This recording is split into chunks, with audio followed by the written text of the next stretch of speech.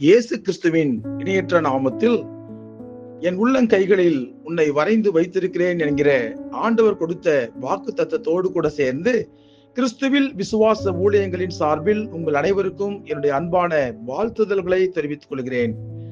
இன்றைய நாளுக்கான golden apple 1 நாளாகமம் 29ஆம் அதிகாரம் 12ஆம் வசனம், எவரையும் மேன்மைப்படுத்தவும் பலப்படுத்தவும் உம்முடைய கரத்தினால் ஆகும்.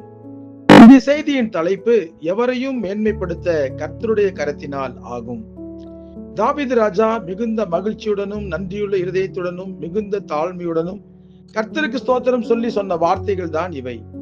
ஐஸ்வர்யமும் கனமும் உம்மாலே வருகிறது, தேவரீர் எல்லாவற்றையும் ஆளுகிறவர், உம்முடைய கரத்திலே சத்துவமும் வல்லமையும் உண்டு, எவரையும் மேன்மைப்படுத்தவும் பலப்படுத்தவும் உம்முடைய கரத்தினால் ஆகும். ஏன் இதை சொன்னார் தெரியுமா?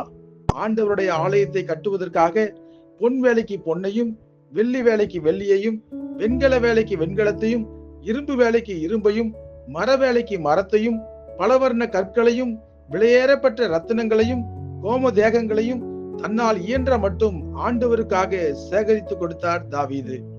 தன்னோடு இருந்த இஸ்ரவேல் கோத்திரங்களின் பிரபுக்களையும் அதிபதிகளையும் வேலைக்காரர்களையும் கூட அதே போல ஆண்டவருக்காக கொடுக்க வைத்தார். அவர் எதிர்பார்த்ததற்கும் மேலாக ஏகப்பட்ட பொருள்கள் சேர்ந்து விட்டன. தாவீது ராஜா உட்பட அனைவருக்கும் மிகுந்த சந்தோஷம். அப்பொழுது தாவீது ராஜாவின் மனதில் தோன்றிய மிக முக்கியமான ஒரு எண்ணம் தான் நாம் தியானிக்க வேண்டிய விஷயம். இவ்வளவு விலையுயர்ந்த பொருட்களும் ஆண்டவருக்கு கொடுப்பதற்கு எங்கிருந்து கிடைத்தன?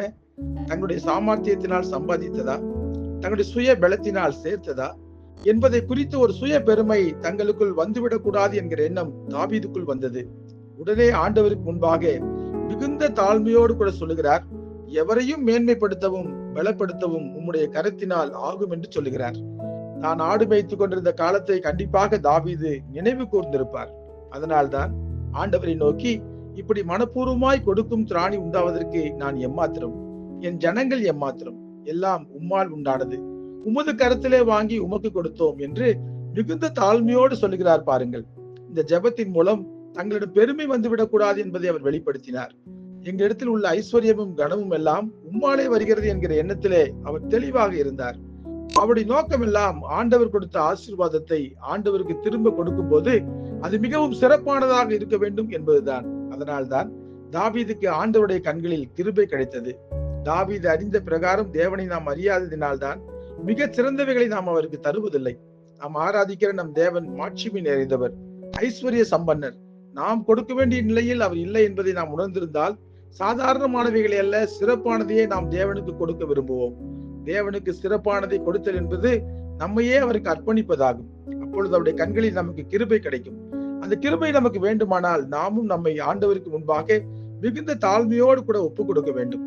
நமக்கும் நிச்சயமாய் ஆண்டவருடைய கண்களில் கிருபை கிடைக்கும். அப்படி அல்லாமல் நாங்கள் ஆண்டவருக்கு அதை செய்தோம், இதை செய்தோம், அப்படி செய்திருக்கிறோம், இப்படி செய்திருக்கிறோம் என்று பெருமையாக சொன்னால் ஒரு விஷயத்தை நாம் யோசித்து பார்க்க வேண்டும். நம்ம ஆண்டவருக்காக, ஆண்டவருடைய ஊழியர்களுக்காக செய்ததெல்லாம் யார் கொடுத்தது என்பதுதான்.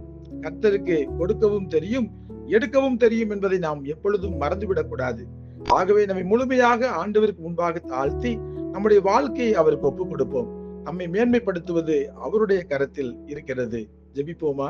அன்புள்ள ஆண்டவரே, பல சமயங்களில் எனக்குள்ளே ஆண்டவருக்காக நாங்கள் அதை செய்தோம், இதை செய்தோம் என்கிற பெருமை வருகிறது. ஆனால் நாங்கள் செய்த காரியங்கள் எல்லாமே நீங்க எங்களுக்கு செய்ததுதான் என்பதை பல சமயங்களில் நாங்கள் மறந்து போய் விடுகிறோம். பெருமையான எண்ணங்களை எங்களை விட்டு எடுத்து போடுங்கப்பா. ஆடு மேய்த்துக் கொண்டிருந்த தாவீது உமக்காக பல காரியங்களை செய்த போது இது எல்லாவற்றுக்கும் காரணம் நீங்க தான் என்று சொல்லி தன்னை முழுமையாய் உமக்கு முன்பாக தாழ்த்தியது போல நாங்களும் எங்களுடைய வாழ்க்கையிலே உமக்கு என்னென்ன காரியங்களை செய்கிறோமோ அது எல்லாம் நீங்க எங்களுக்கு கொடுத்ததுதான் என்பதை உணர்ந்து எங்களை முழுமையாய் உமக்கு முன்பாக தாழ்த்த, எங்களையே உம்முடைய பாதத்தண்டியில ஒப்புவிக்க எங்களுக்கு கற்றுத்தாங்கப்பா. எங்களுக்குள்ளே தாழ்மையின் இருதயத்தை நீங்க கொடுங்க. எந்த ஒரு சூழ்நிலையிலும் எங்களுக்குள்ளே பெருமையான எண்ணங்கள் வந்து விடாதபடி எங்களை பாதுகாத்துக் கொள்ளுங்க. இயேசு கிறிஸ்து இருக்கிற வல்லமையுள்ள நாமத்திலே ஜெபிக்கிறோம் நல்ல பிதாவே, ஆமேன்.